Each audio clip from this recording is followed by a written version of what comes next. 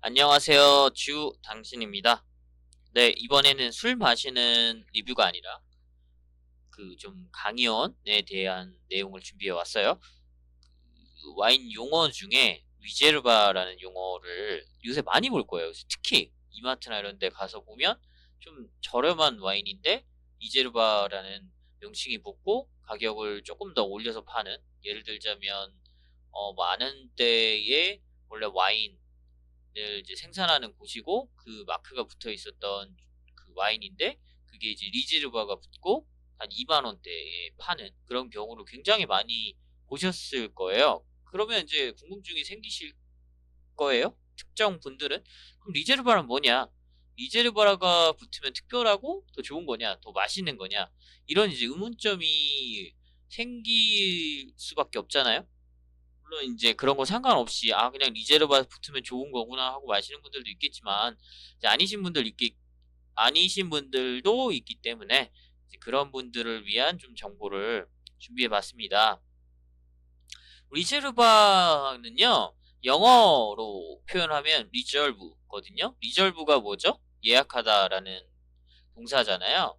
그래서 리저르바 같은 경우도 비슷한 뜻을 지니고 있어요. 예약, 뭐 지정권 이런 뜻을 지니고 있고 스페인어예요. 그래서 제가 좀 많이 찾아봤는데 좀 설명을 잘 써준 기사가 그 어승용의 와인 이야기 리제르바가 뭐죠? 라는 쪽에 내용이 있더라고요. 그래서 요 분이 작성한 글 기준으로 해서 내용을 준비했거든요. 그래서 리절브의 의미는 따로 남겨준 비축물이라는 뜻이잖아요.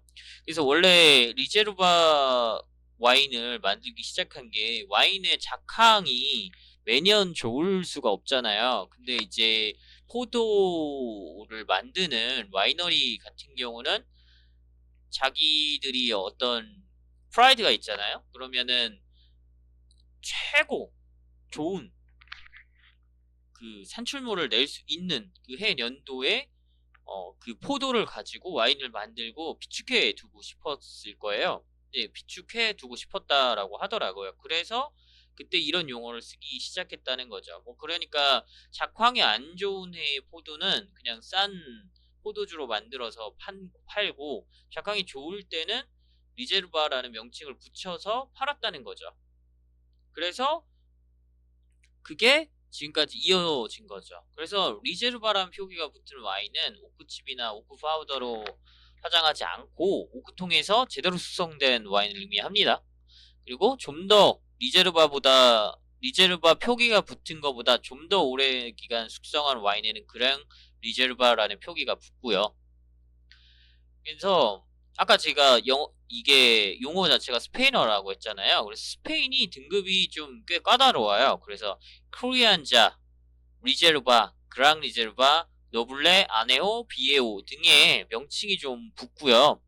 그래서 크리안자 같은 경우도 그냥 요거 내용만 보면은 꽤 좋은 와인이거든요.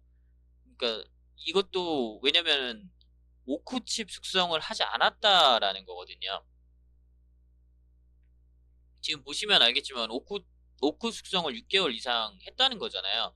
그래서 크리안자 등급을 받았다는 거는 오크칩을 적어도 스페인에서는 쓰지 않았다라는 거죠. 그러면은 대충 좀 예상이 되죠. 스페인 와인인데 크리안자 등급을 받은 와인 같은 경우는 오크 숙성을 6개월 이상 했고 그래서 오크 향이나 오크 숙성을 통해서 나는 그 맛이 잘 나겠다 라는 걸 예상할 수 있겠죠. 그리고 총 숙성도 2년. 그러면 나머지 18개월은 어떻게 하냐? 병 숙성을 하는 거죠. 그리고 나서 출하된다는 겁니다. 화이트 로제 같은 경우는 총 숙성이 18개월이고 오크 숙성이 6개월 이상이라고 합니다. 리제르바는 뭐냐? 레드 같은 경우는 6개월을 더해요. 그리고 그 병숙성 기간도 더 길어지는 거죠. 그리고 참고로 리오하 지역과 리베라 델 두에르 지역은 1년이래요. 그러니까 크리안지도 이 지역 같은 경우는 굉장히 오크 숙성을 오래 하는 편인 거죠. 그러니까 그냥 리제르바 붙은 와인이 아니고 크리안자 등급인데 리오하 지역과 리베라델 두에 지역 같은 경우는 굉장히 괜찮은 와인일 수 있죠. 그리고 화이트 로제 같은 경우는 크게 의미가 없나 봐요. 6개월 이상 숙성하는 걸. 그래서 사실 리제르바나 크리안자나 크게 차이가 없을 걸로 보이거든요. 왜냐면 좀 유명하지 않는 화이트나 로제 같은 경우는 또 잘 안 팔리면 어차피 마트 같은데 병으로 계속 보관되잖아요. 그 다음에 온도 같은 경우나 아니면은 이제 보관 방식도 그렇게 막 크게 문제가 될 만하지는 않거든요. 물론 이제 온도에서는 좀 잘 보관되진 않겠지만 어쨌든 그런 거 감안하면 큰 차이는 없어 보인다라는 거고, 스파클링 와인은 오크 숙성은 제대로 안 써 있더라고요. 근데 15개월 기준으로 해서 15개월 이상 숙성을 했으면 리제르바라는 명칭이 붙고, 그랑 리제르바 같은 경우는 18개월 이상. 근데 리오아 지역과 리베라 델 두에로 지역은 2년 이상이라고 합니다. 그리고 총 5년 숙성을 해야 되고, 그러니까 3년 6개월 정도를 병수성을 더 한다는 거죠. 화이트 로제 같은 경우는 6개월. 그러니까 화이트 로제는 이 병숙성이 그렇게 크게 의미가 있나 이제 생각이 들거든요. 그래서 크레안즈나 리제르바나 그랭 리제르바나 같은 포드 품종이면 크게 차이가 없지 않을까라는 개인적인 생각이 듭니다. 근데 제가 화이트나 로제는 주로 즐겨 마시는 그 와인이 아니기 때문에 이거는 이제 개인별로 판단하시면 될 것 같습니다. 스파클링 같은 경우는 30개월 이상, 그러니까 2년 6개월이죠. 이상 해야지 그랑 리제르바가 붙는다라고 하고, 스파클링도 좀 의문이에요. 이 정도까지 하는 게 의미가 있나라는 생각은 들거든요. 물론 이건 개인차는 있을 것 같습니다. 제 개인적인 의견이니까 이게 그냥 안 맞다, 네가 뭘 아냐 이런 생각을 하시고 저한테 뭐라고 하고 싶은 분은 본인 말이 맞으니 저한테 뭐라고 할 필요 없습니다. 노블레 아네오 비에오 같은 경우는 18개월 이상, 그러니까 2호 용어가 붙은 이제 와인은 18개월 이상 오크 숙성, 24개월 이상 오크 숙성, 36개월 이상 오크 숙성이 붙는다고 보면 됩니다. 포르투갈은 굉장히 좀 애매해요. 하지만 법제화가 되어 있습니다. 왜냐면 특정, 그러니까 포르투갈은 저 은은 삭제해야 되는데 저기 좀 못하네요. 듀오르와 포르투 지역의 와인협회에서 포도원과 와인에 관한 법규를 정해 인증을 받는데요. 그러니까 포르투갈은 리제르바를 하솔바라고 발음을 한다는데, 와인 분석과 블라인드 심을 통과한 우수 품질의 와인에 헤제르바라는 표기를 두고 있다고 합니다. 그래서 포르투갈의 헤제르바 와인은 규정 알코올 함량보다 0.5% 이상 더 높은 것이라는데 이건 의미 없고요. 어차피 레드 와인 좀 즐겨 마시는 분들은 아시겠지만 보통 13도에서 15도 요 사이고, 보통 유통사들이 그 정도 아무리 저렴해도 13도 뭐 이렇게 하거든요. 그러니까 좀 좋은 거를 많이 가져다 놔요. 유통사들. 왜냐면 알잖아요. 당연히 유통사도 돈 버는 입장인데 좀 어느 정도 좋은 와인을 그래도 유통하지, 안 좋은 거는 잘 유통 안 하거든요. 아무리 싼 와인이라고 해도. 그래서 어쨌거나 요 쉽게 설명하면 포르투갈에는 시음과 블라인드 시음과 그다음에 우수 품질 평가를 통해서 리제르바가 붙는다는 거죠. 이탈리아는 이게 와이너리마다 다른 것 같아요. 와이너리랑 와인에 따라서. 토스카나 키안티 클라시코 리제르바는 총 숙성 기간 30개월에서 오크 숙성을 27개월 이상. 그리고 이제 보니까 보통 와인보다 한 1년 정도 더 숙성을 더 하면 리제르바가 붙나 봐요. 브루넬로 디 몬탈치노 리제르바랑 바를로 리제르바 같은 경우는 5년, 그리고 오크 숙성은 2년 이상이겠죠. 그리고 바르바레스코라 리제르바랑 몬테풀치아노 리제르바는 4년 3년이래요. 총 숙성 기간이. 근데 오프 숙성은 몇 년을 해야 되는지가 정확하게 안 써 있어서 그냥 짝대기를 그었습니다. 그 다음에 품종도 좀 자세하게 안 써 있고, 근데 제 예상으로 다 레드인 것 같아요. 그죠? 그러니까 좀 다르긴 한데 그래도 어느 정도 이런 그 뭐라고 해야 되지? 이런 이제 제약사항이 명확하게 있다는 거죠. 이탈리아까지도. 와이너리마다 좀 다르지만.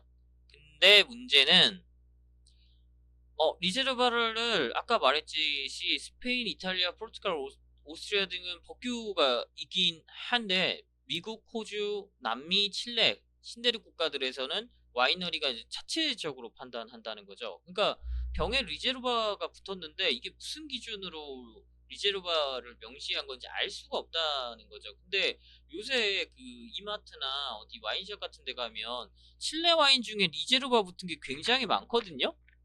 근데 이게 사실 명확히 마셔보기 전에는 정확하게 알 수가 없다는 거죠. 그리고 오스트리아에서는 그냥 알코올 농도가 13도 넘으면 리제르바는 표일 붙은데요. 근데 이 굉장히 애매하거든요. 알코올 농도 13도 넘었다고 맛있다라고 얘기할 수는 없거든요. 무조건 알코올 농도가 13도가 넘는다고 해서 무조건 맛있는 와인이다. 이거는 확실하게 규정할 수가 없습니다. 그리고 이게 굉장히 중요한 말이었어요. 이게 그 기사에 있는 마지막에 있는 대목이었는데 와인은 무조건 오래 숙성될수록 좋다고 말하는 사람들이 있죠. 근데 하지만 전 세계 모든 와인 중 90% 이상은 1년 안에 마셔야 되는 숙성이 의미 없는 와인들이다. 여기서도 얘기하는 게 5년 이상 숙성시켜야 좋은 와인은 1%도 되지 않는데요. 근데 우리가 마시는 와인들은 대부분 99% 안에 들겠죠. 그래서 결론은 뭐다? 리제르바 와인이 무조건 좋은 와인이라는 선입견은 버리는 게 좋습니다. 그러면 리제르바 와인 붙은 거는 다 뭐 의심하고 사지 말아야 되냐? 그게 아니라요. 그냥 결국은 판단을 어떻게 하냐면 사서 마셔보고 판단하는 수밖에 없어요. 그러니까 보통 이제 싼 와인들 마셨을 때 나는 이제 안 좋은 향이나 맛이 있는 것처럼 만약에 리제르바 와인을 까서 마셔봤는데 똑같다. 그러면 이제 다음부터는 안 사 마시면 되는 거고 제가 이제 한 가지 사서 마셔봤던 거는 굉장히 괜찮았었거든요. 그러니까 가격도 그냥 10,000원 차이였는데 10,000원 차이 정도 나는 것 치고는 굉장히 느낌이나 맛이나 묵직함이나 그 다음에 오크 향이나 이거 괜찮았었어요. 그 정도면은 마실만 하죠. 그러니까 결국은 마셔보고 판단하는 방법밖에 없어요. 마셔보고 내가 생각하기에 적정 가격 대비 괜찮다라고 하면 리제르바가 붙어도 뭐 사면 좋은 거고. 근데 아무것도 모르고 그냥 단순히 리제르바가 붙었다고 해서 비싼 와인을 사는 거는 아닙니다. 이거는 이제 여러분이 판단할 문제고 여기까지 리제르바에 대한 와인에서 리제르바에 대한 용어에 대해서 설명드렸습니다. 여기까지 당신이었습니다. 감사합니다.